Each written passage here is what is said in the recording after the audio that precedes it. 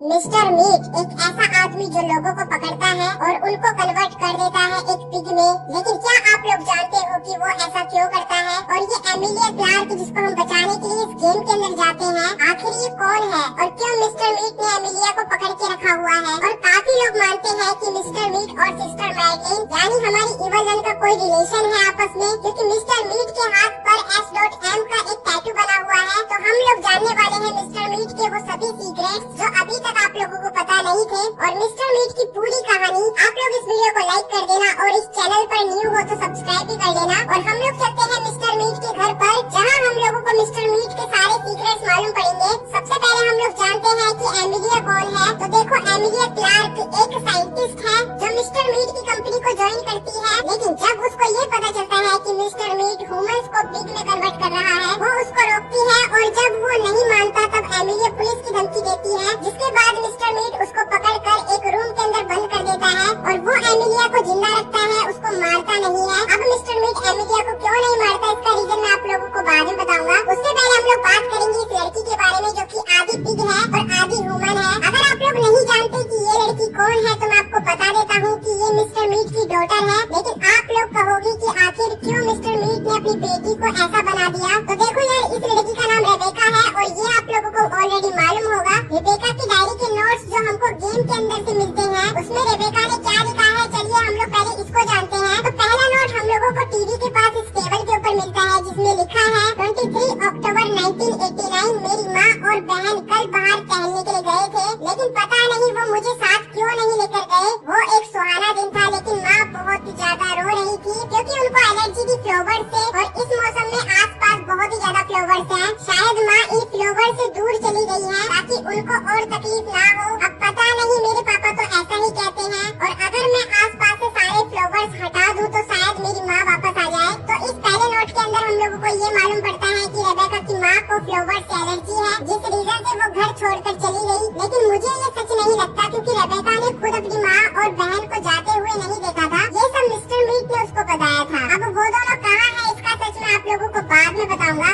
Second note के अंदर जानते हैं कि क्या लिखा हुआ है। अब सेकंड नोट जो कि हमको कैमरा वाले रूम के अंदर से मिलता है, उसमें क्या लिखा है चलिए जानते हैं। 20 दिसंबर 1989 हेलो डायरी, मैं तुमको बहुत ज्यादा टेंशन नहीं दे पा रही हूँ क्योंकि कुछ टाइम से मैं कुछ भी अच्छा महसूस नहीं कर रही। मेरी माँ और बहन अभी तक वापस घर नहीं आई है और मैं स्कूल भी नहीं जा पा रही क्योंकि ट्रक खराब है और पापा के पास बिल्कुल टाइम नहीं है उसको रिपेयर करने का। वो पूरा दिन ब्लू डोर वाले बेसमेंट में बिजी रहते हैं। मुझे लगता है कि उन्होंने क्रिसमस की लाइट्स नीचे लगाई है और कल काफी तेज एक रेड लाइट निकल रही थी कुएं के अंदर से। शायद पापा क्रिसमस की पार्टी के लिए कोई सरप्राइज प्लान कर रहे हैं। शायद इस क्रिसमस पर हम सब साथ होंगे और सब ठीक हो जाएगा। तो इस नोट से हमको ये पता चलता है कि रेबेका अब बिल्कुल अकेली है, क्योंकि मिस्टर मीट अपने बेसमेंट में पूरा दिन बिजी रहता है और कुएं से एक रेड लाइट आ रही थी। और ये रेड लाइट आपको पता होगा कि ये रेड पोर्शन से आ रही थी। तीसरा नोट जो कि हमको इस रूम के अंदर से मिलता है रेबेका ने, इसमें क्या लिखा है 13 जनवरी 1990। अब कोई भी फ्लावर गार्डन में नहीं है और घर में जो थे वो मैंने बाहर फेंक दिए हैं। लेकिन मैं अब भी अकेली हूँ क्योंकि मेरे पापा अब हर समय नीचे बेसमेंट में काम करते रहते हैं, जहाँ उनके अलावा और भी लोग होते हैं और मुझे वहाँ से पिग्स की साउंड भी आती है। और इस नोट से हमको ये पता चलता है कि मिस्टर मीट के अलावा और भी लोग उसके साथ थे।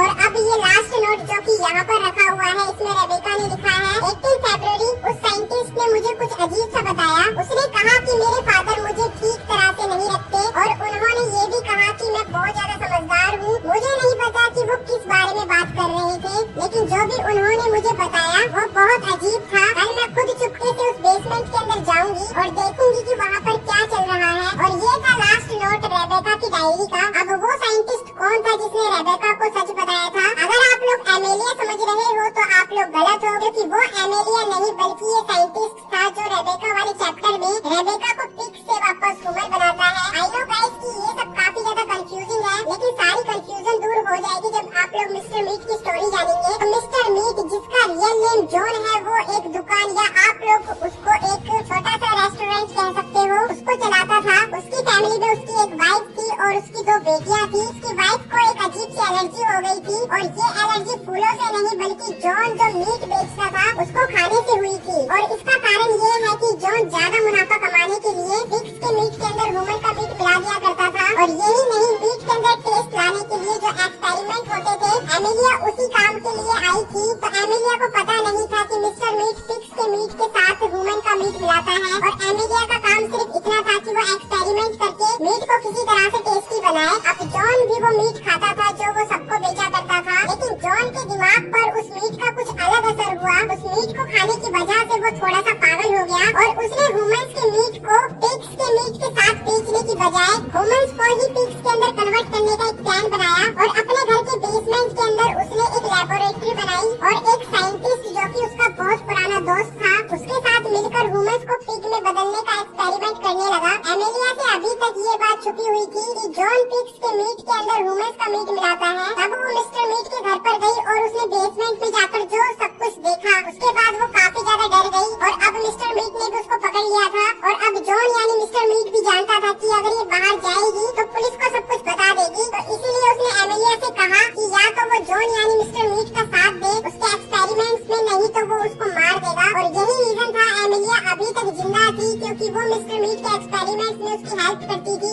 लेकिन जॉन उसको बाहर जाने नहीं देता था। और अब एक दिन मिस्टर मीट की वाइफ और उसकी दूसरी बेटी बेसमेंट में आकर वो सब देख लेते हैं, जिसके बाद उनको जॉन की असलियत पता चल जाती है। तब मिस्टर मीट उनको भी पकड़ लेता है, वो अपनी वाइफ और अपनी बेटी को भी पिग के अंदर बदल देता है, और रेबेका से कहता है कि वो दोनों यहाँ से दूर चली गई हैं। अब जब वो अपनी फैमिली को ही पिग बनाने लगा था, वो जो साइंटिस्ट था वो समझ जाता है कि मिस्टर मीट अब पहले जैसा नहीं है, इसीलिए वो रेबेका को उसकी सच्चाई बता देता है, क्योंकि उस साइंटिस्ट को डर था कि मिस्टर मीट रेबेका को भी पिग में बदल देगा। लेकिन वही हुआ जिसका डर था, रेबेका भी उस बेसमेंट में चली जाती है, जिसके बाद मिस्टर मीट उसको भी पिग में बदल देता है, और वो कहीं भाग ना पाए इसलिए उसको एक केज के अंदर बंद कर देता है। लेकिन वो जो साइंटिस्ट होता है वो रेबेका को पहले जैसा कर देता है और अपने साथ लेकर चला जाता है, और पुलिस को लेकर मिस्टर मीट को अरेस्ट भी करवा देता है। लेकिन अब जानते हैं कि क्या मिस्टर मीट सिस्टर मैडलिन को जानता है, और ये टैटू का क्या मतलब है जिस पर S.M लिखा हुआ है। तो देखो यार, वैसे तो मिस्टर मीट गेम के अंदर सिस्टर मैडलिन को कहीं पर भी दिखाया नहीं गया है, और न ही कहीं कुछ लिखा हुआ है, क्योंकि देखो यार, even run game mister meet से बिल्कुल अलग है। यहाँ तक कि मिस्टर मीट की जो स्टोरी है वो 1985 से 1991 के बीच में है, और इवन रन की स्टोरी 1920 से लेकर 1940 के बीच में है। तो ये तो साफ है कि इस टैटू पर